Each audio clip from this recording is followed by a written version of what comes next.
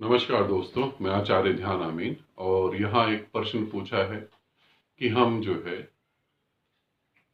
कामना से, इच्छा से कैसे मुक्त हो सकते हैं।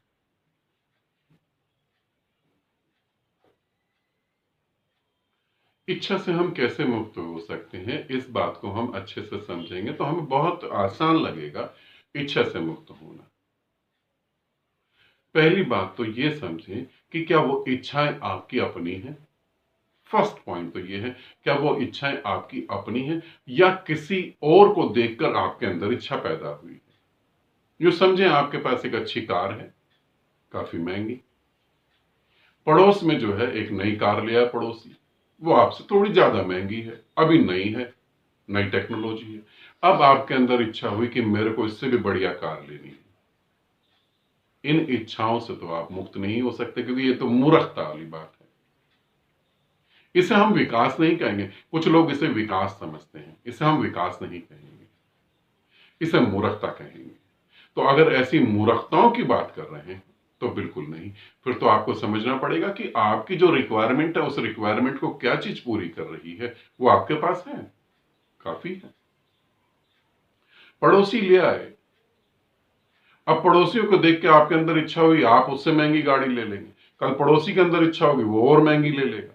आप तो गाड़ी जो कंपनी जो है उनको बेनिफिट दे रहे हैं और अपनी जिंदगी को बर्बाद कर रहे हैं। अब हम समझें कि हमारी ये इच्छाएं तो जो है हमारी अज्ञान के कारण है।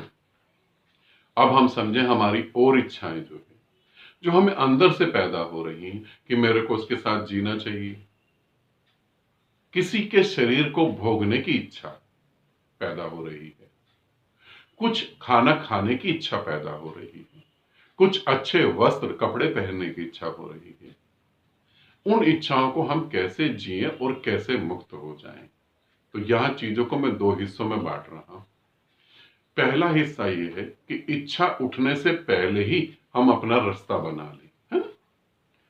इच्छा उठने से पहले ही हम अपना रास्ता बना लें। इस बात को समझाने की कोशिश करता हूं। एक 8 साल का लड़का है, 10 साल का लड़का है, अभी वासना की इच्छा नहीं उठी। तो अभी से हम जो है उन्हें ध्यान करवाएं और उनके आगे के चक्र को जागृत करवाएं। आगे के चक्र जागृत हो जाएंगे तो वो उस इच्छा पर गति नहीं कर पाएगा, फिर वो इच्छा उठेगी नहीं। एक लड़की है 10-12 साल की, अभी पीरियड्स चालू नहीं हुए, तो अभी जो है हार्मोन्स चेंजिंग नहीं हुई, तो अभी हम उनको साधना करा सकते हैं। जब पीरियड्स होंगे भी तो ये सब नहीं होगा कि किसी को अट्रैक्ट करूं या किसी के प्रति अट्रैक्ट हो जाऊं। ये पागलपन खत्म हो जाएगा।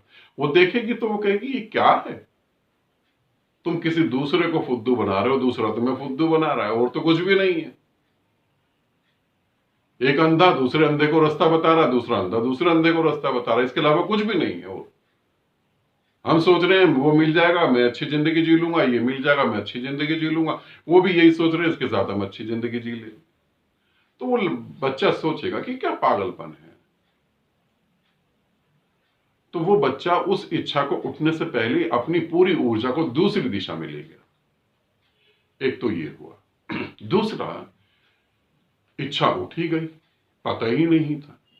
अब ये जो इच्छा उठी, ये आपके कई जन्मों की इच्छा है।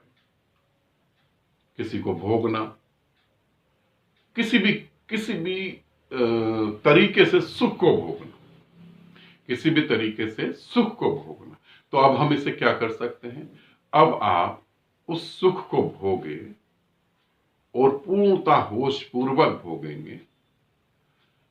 थ्योरी को पकड़ के बैठ गए तो जिंदगी नरक हो जाएगी, ध्यान रखना। काफी सारे लोग जो मुझे मिलते हैं और मुझसे बात करते हैं, वो कहते हैं गुरुदेव आपके विचारों से तो हम इतने प्रभावित हो गए हैं, आपके विचार सुन के इतनी शांति मिलती है। ये बहुत गलत कर रहे हैं।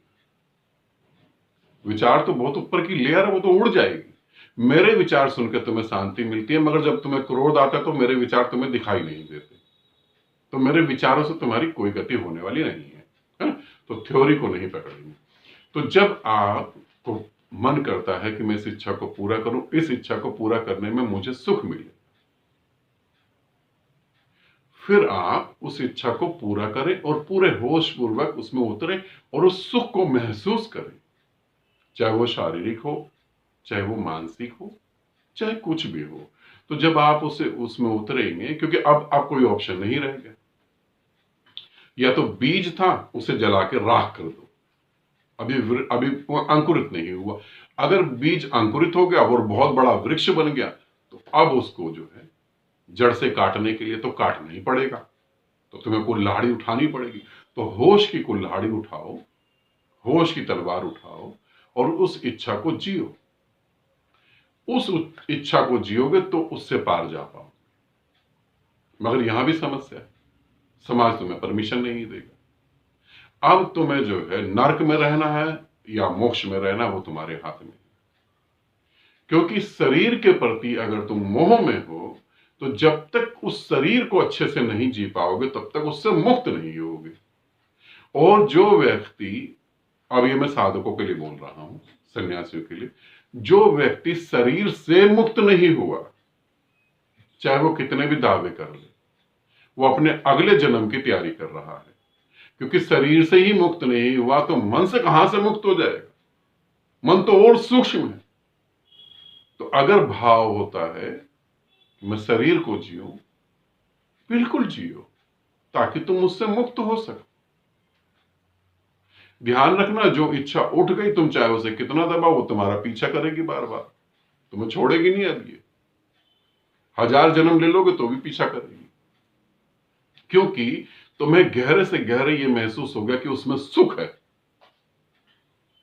जब तुम उसे होश पूर्वक जियोगे, तब तुम जानोगे सुख जैसा कुछ भी नहीं था, सुख तो मैं हूं, सुख तो मेरे में है, और तुम उससे मुक्त होकर आगे बढ़ जाओ। तो जीने के दो ही उपाय हैं, मुक्ति के दो ही उपाय हैं। या तो हम बीज को जला दें, पैदा ही ना होने दें वृक्ष को, और यदि वृक्ष पैदा हो गया तो होश पूर्वक उसे काटें।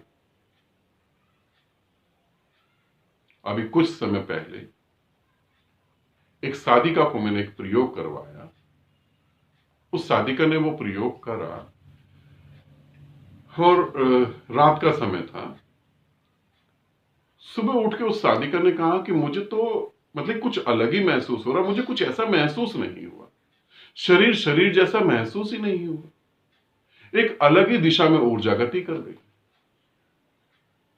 और बड़ा आसान है ये, बड़ा ही आसान और बड़ा ही सरल है। तो जब मेरे प्यारे मित्र, तुम शरीर के प्रति अगर बंध रहे हो, बंधन दुख का कारण है, इसे ध्यान रखना। बंधन नरक है, इसे ध्यान रखना। अगर तुम शरीर के प्रति बंध रहे हो तो उसे पूरी होश पूर्वक जी लो, और जब होश पूर्वक जियोगे तो उससे मुक्त हो जाओ, फिर चाहे शरीर किसी का भी हो। अगर खाने के प्रति तुम बेहोश हो गए, खाने के प्रति तुम पागल हो गए, तो खाने को होश पूर्वक खाओ, तो खाने से मुक्ति मिल जाएगी। जहां तुम होश पूर्वक हो गए, जहां तुम अवेयर हो गए और वहां तुमने उस चीज को दिया, तो उससे तुम मुक्त हो जाओ, क्योंकि वो उठती हुई ऊर्जा तुम्हारे भीतर है। मगर मैं प्रयोग की बात कर रहा हूं, बार बार बोल रहा हूं, इसको पकड़ के बैठना नहीं, ये प्रयोग है।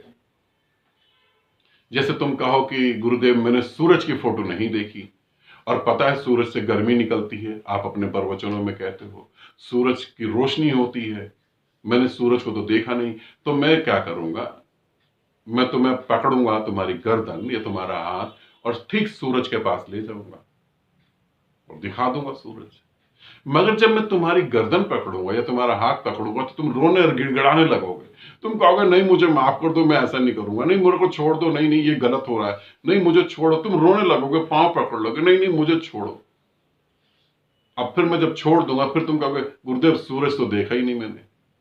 अब मैं समझ गया हूं कि तुम सूरज मेरे साथ डायरेक्ट नहीं देख सकते, तो मैं तुम्हें सूर्य की फोटो दिखाऊंगा, और सूर्य की फोटो अर्थात मैं तुम्हें विधि बताऊंगा। अब विधि को तुम अगर दिमाग में लेके बैठ गए तो कुछ भी नहीं होने वाला। तो ये जो मैं बता रहा हूं ये एक मेथड है।